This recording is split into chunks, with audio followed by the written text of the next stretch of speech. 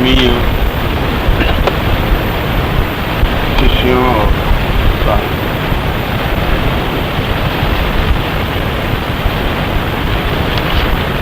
आज एक महत्वपूर्ण अवसर पर आपने और आपने से अधिकांश साधकों ने जितनी रुचि और तन्मयता के साथ साधना संपन्न की वह वास्तव में ही सराहनीय है।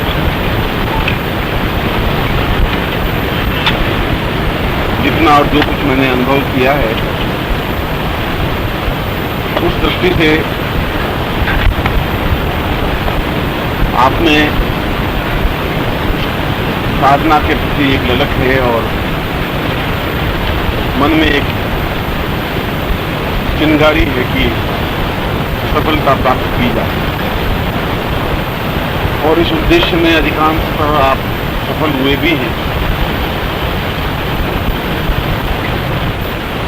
मगर फिर भी इसमें जो एकाग्रता आप लोगों में आनी चाहिए और जितनी गहराई के साथ एकाग्रता आनी चाहिए उसमें और कुछ प्रयत्न करने की जरूरत है। मेरे इस कहने का तात्पर्य यह नहीं है कि आप सही ढंग से साधना नहीं कर रहे हैं,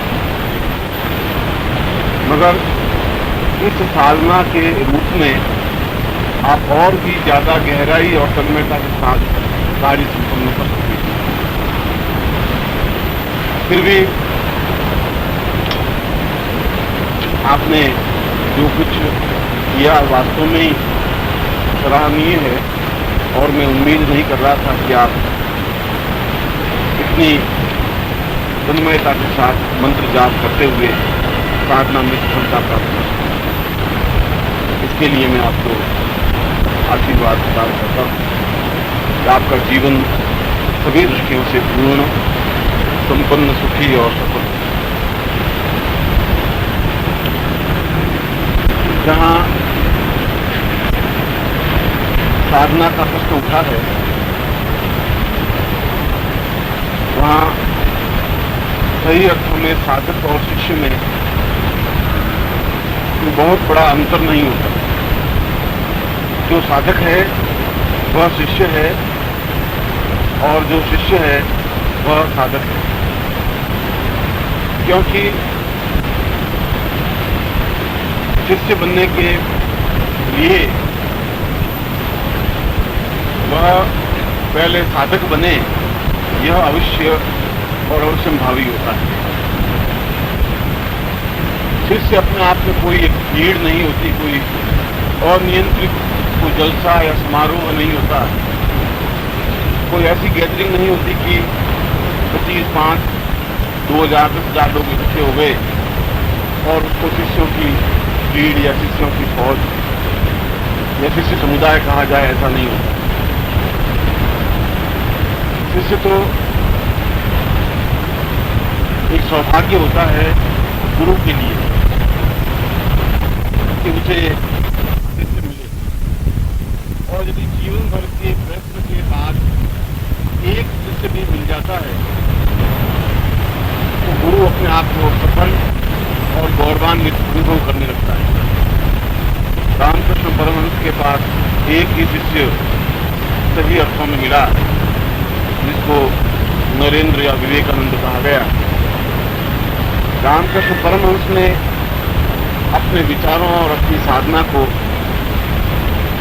जितने व्यापक परिवेश में नहीं फैला सके उससे कहीं ज्यादा उनके विचारों और उनकी साधनाओं को विवेकानंद देश और देश में फैला सके। द्रोणाचार्य के पास सैकड़ों शिष्य होते हुए भी अर्जुन जैसा ही शिष्य बना जिसके माध्यम से द्रोणाचार्य अपने आप को द्रोणाचार्य कह सके। इस प्रकार के सैकड़ों उदाहरण हैं जहाँ एक शिष्य ने एक ऐसी ज्योति, ऐसी आग, ऐसी चेतना पैदा कर दी जिसके आलोक में हजारों हजारों लाखों व्यक्तियों ने अपना प्रतिबिंब देखा, अपना साधना स्थल देखा, अपनी जिंदगी देखी और एक पाथेय बना। और जहाँ गुरु के लिए एक योग्य और आत्म केंद्रित शिष्य मिल सके, वहाँ शिष्य के लिए भी यह गौरव की बात होती है कि उसे एक सही और पूर्ण गुरु प्राप्त हो। यह तो दोनों तरफ की यात्रा है। गुरु स्वयं इस यात्रा को संपन्न नहीं कर सकता, क्योंकि जहाँ गुरु शब्द है वहाँ गुरु शब्द तभी सार्थक बनता है जहाँ उसके साथ शिष्य शब्द जुड़ सके। बिना शिष्य के गुरु नहीं बन सकते, क्योंकि गुरु का अर्थ ही अपने ज्ञान को प्रदान करने की क्षमता, और ज्ञान केवल शिष्य को ही प्रदान किया जा सकता है।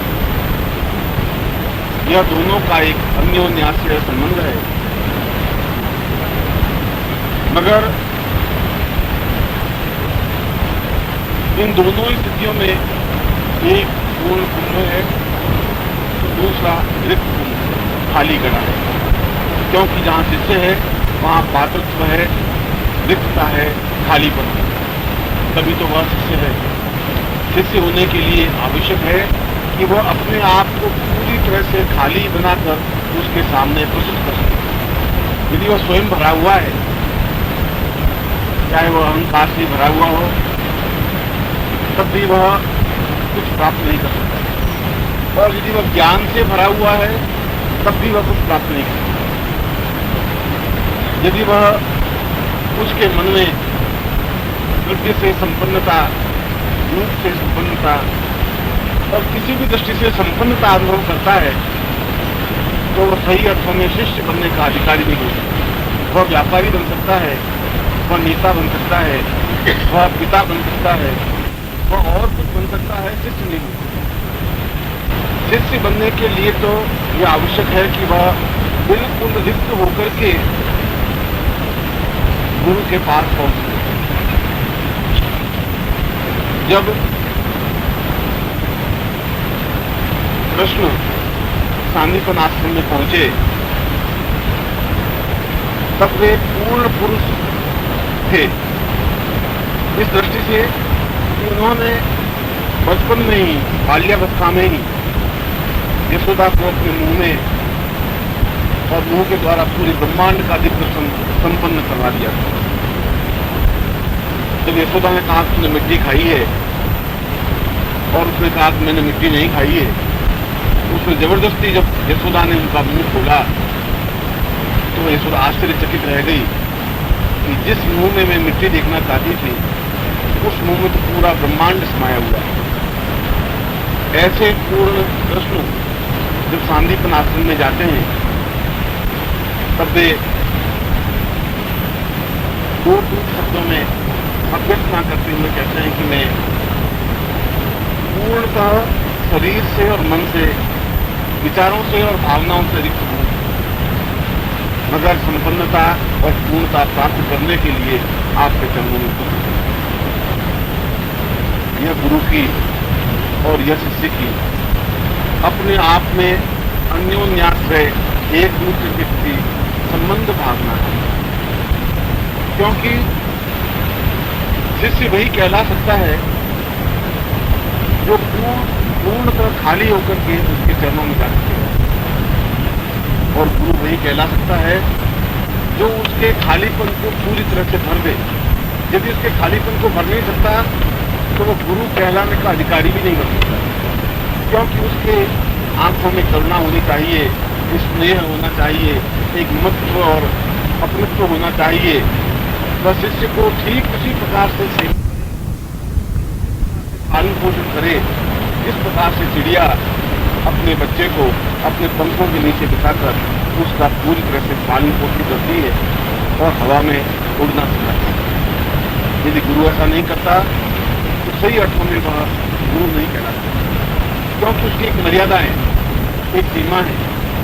वह अपने गुरुत्व भार से, गुरु का अर्थ ही है भारी, गुरु का अर्थ है तो ज्ञान में उससे ज्यादा भारी हो, और गुरु का अर्थ है, गुरु माने ज्ञान गुरु माने उसको फैलाने वाला, देने वाला, प्रदान करने वाला, जो अपने ज्ञान को, जो उसके पास जो कुछ भी है, चाहे वैदिक है, चाहे वेद है, वेदांग है, पुराण है, उपनिषद है, और किसी भी प्रकार का कोई भी ज्ञान है, उसको सही प्रकार से शिष्य को देने की सामर्थ्य होनी चाहिए।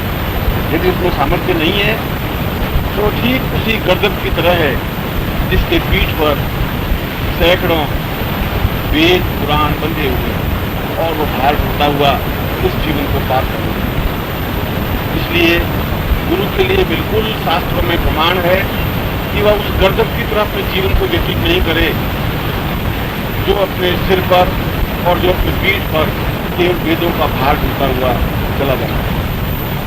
मगर इसके साथ ही साथ शिष्य के लिए भी कसौटी रखी है, साधक के लिए भी कसौटी रखी है, और शिष्य के लिए उन कसौटियों में केवल 7 बिंदु ऐसे रखे हैं जिन पर कसने से वह अपने आप को शिष्य कहला सकता है।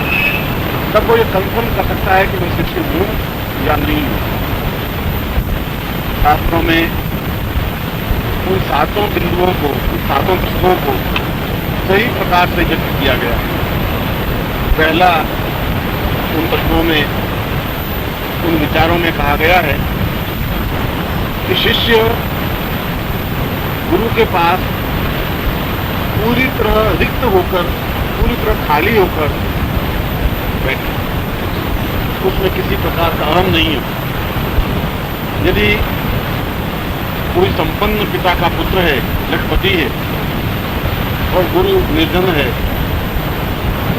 मगर यह आवश्यक नहीं है कि जब वो शिष्य बन करके जाए तो उसके बराबर बैठे, या उसमें यह अहम हो कि मैं दूसरे शिष्यों की अपेक्षा बड़ा हूँ क्योंकि मैं संपन्न हूँ, या मेरे पिता बहुत अधिक ज्ञानवान है, मैं उनका पुत्र हूँ।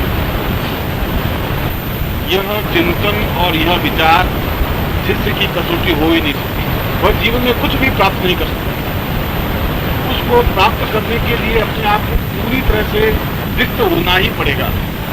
उसका अपना किसी प्रकार का पद, प्रतिष्ठा, मर्यादा और मान हो ही नहीं सकता।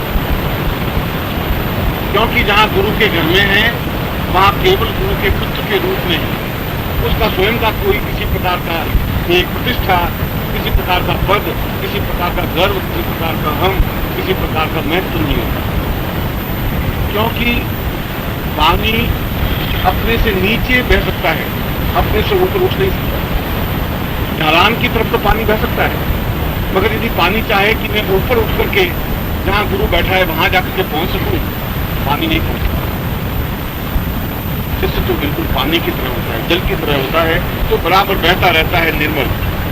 यह गुरु की मर्यादा है कि उसको जाकर के कीचड़ में डाल दे और उसको गंगा बना दे। यदि सही अर्थों में गुरु है तो उसको गंगावत बना दे, और यदि गुरु स्वयं ही अपने आप में निर्बल है, असक्त है, नपुंसक है, निर्वीर्य है, तो उस पानी का उस शिष्य को वह कुछ भी नहीं कर सकता।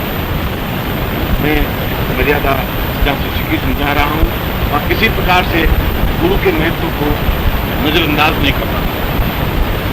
शिष्य का पहला और महत्वपूर्ण तत्व यही है कि वह अपने आप को बिल्कुल सामान्य सा, बिना किसी पद और प्रतिष्ठा का गर्व किए उनके चरणों में बैठे। यदि उनके चरणों में बैठने का अभ्यर्थी नहीं है तो वह शिष्य बनने का अधिकारी भी नहीं। जब राम रावण युद्ध समाप्त हुआ तब राम ने लक्ष्मण को कहा कि लक्ष्मण, रावण जैसा महान विद्वान और नीतिज्ञ इस पृथ्वी पर दूसरा है ही। और सही शब्दों में कहूं तो मैं उसके सामने कहीं पर भी नहीं टिक पाता हूं, न विज्ञान के क्षेत्र में, न वीरता के क्षेत्र में, न नीति के क्षेत्र में। मगर मैं पिता के वचनों से बंधा हुआ। पिता ने मुझे वनवास दिया है, जंगल में रहने की आज्ञा दी, तुम्हें नहीं दी। तुम तो मेरे साथ चले